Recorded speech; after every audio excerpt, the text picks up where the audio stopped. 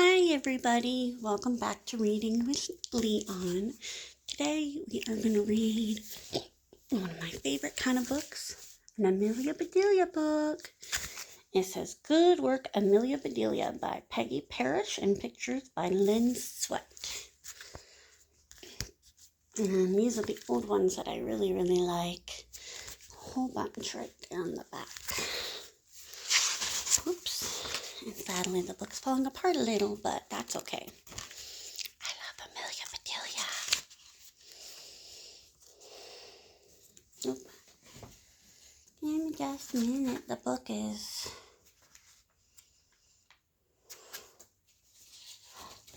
Well, I guess we're not going to read it because it's not all there, sadly. So we are going to be reading instead... We'll read a little golden book, The Nutcracker, retold by Rita, balducci, and illustrated by Barbara Lanka. Once there was a little girl named Clara, whose family was having a wonderful party on Christmas Eve. There was a beautiful Christmas tree and lots of delicious food. Clara ran back and forth to the front door to welcome the guests. "Merry Christmas," she said, as each one kissed her on the cheek. Then they all went inside to dance and eat and open their Christmas presents. The last one to arrive was Clara's godfather, Herr Drosselmeyer.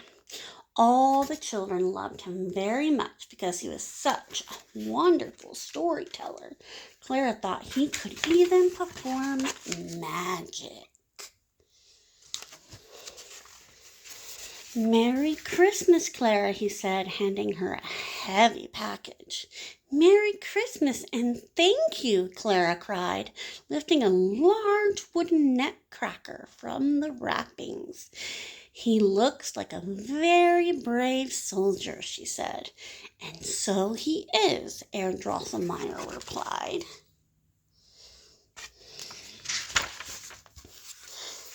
Just then the musicians began to play a lively tune, and all the grown-ups joined together to dance. Clara carried her nutcracker over to where her cousins and friends were all playing with their new dolls. She held him very carefully and hummed a soft Christmas carol. All of a sudden, Clara's little brother, Fritz, jumped up from behind the sofa and grabbed the nutcracker away from his sister. "Oh no, that's not very nice. My ear is itchy." Let's see here what happens next. "No, Fritz, no," Clara cried, chasing him. Soon all the children were running after Fritz, but the nutcracker was very heavy, and Fritz was a very little boy. The nutcracker crashed to the floor and broke. "Oh no." Suddenly Clara picked up her injured nutcracker and showed him to Herr Drosselmeyer. "Why, Clara," he said, tying his handkerchief around the nutcracker's broken jaw, "many good soldiers get hurt in battle. This will be his bandage, and you will be his nurse." And he wiped her tears away and handed the nutcracker back to her. Her godfather sounds like a very nice man. Clara was a very good little nurse. She gently tucked the nutcracker into the doll's bed she had received as a Christmas present. She stayed by his side until all the guests had gone home. Then she kissed him good night and went up to bed. But Clara could not stop thinking about her nutcracker, so she went downstairs. So back downstairs she crept and lifted him from the little bed. Then she curled up on the sofa and fell asleep with the nutcracker in her arms.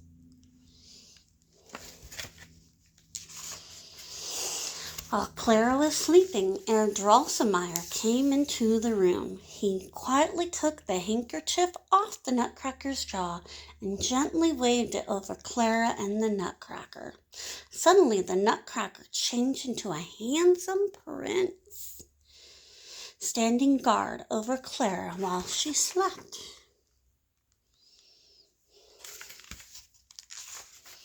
Later that night, Clara woke up. "Oh my goodness," she cried, for tremendous mice were running all over the room. Then she saw her Nutcracker, who was now a handsome prince. He was bravely fighting a mouse that was wearing a crown on his head. "Leave him alone," Clara shouted at the wicked mouse. She jumped off the sofa and pulled the mouse's long tail. The mouse became so frightened that it ran away, with all the other mice squeaking after him.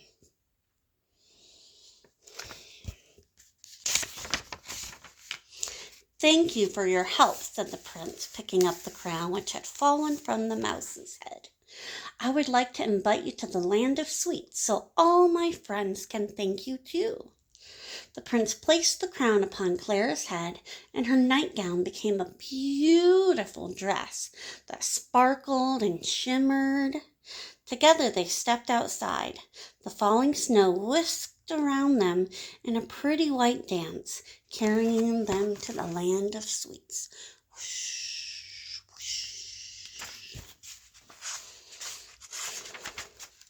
Everyone living in the land of sweets was named after something delicious to eat. When the prince and Clara arrived, he told his friends all about the battle with the huge mice and how Clara saved him. "Hooray for Clara!" they all shouted. Then they carried Clara and the prince over to two beautiful candy cane chairs. I love candy canes. The people of the land of sweets performed beautiful dances for Clara and the prince. The first to perform were candy canes wearing red stripes. Then a dainty sugar plum fairy danced with a soldier. The dewdrop fairy gracefully twirled before them, followed by many little angels with tiny wings. Even the flowers danced in the land of sweets, waving their pretty petals. Clara's favorite dancer was Mother Ginger. She wore a big wide skirt, and underneath it were 6 little children. They raced out and took each other's hands, dancing together in a circle, laughing and skipping.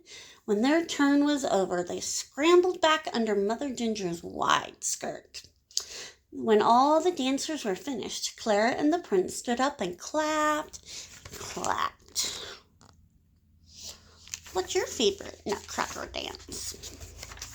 "I think it is time for us to go," the prince said, "but we will come back to the land of sweets every Christmas Eve from now on." Then he called for his sleigh, which was drawn by 2 reindeer. After waving goodbye to their friends, Clara and the prince flew off together into the early morning sky, home to a very Merry Christmas. That sounds really good. Have you guys ever seen the Nutcracker? I love the Nutcracker. My favorite dance is always the Sugar Plum Fairy. Tell me yours and have a great day. Bye.